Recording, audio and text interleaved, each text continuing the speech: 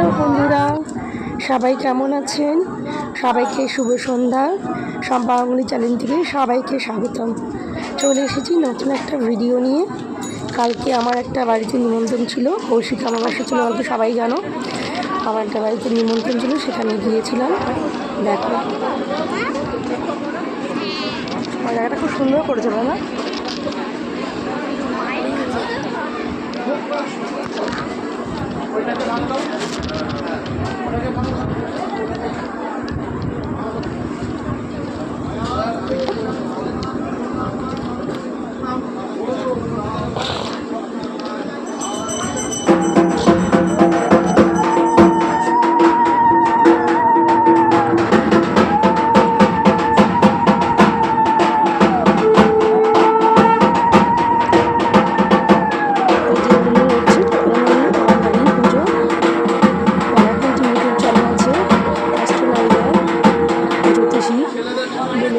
অবশ্যই আমাকে সার্চ করলেই পেয়ে যাবে।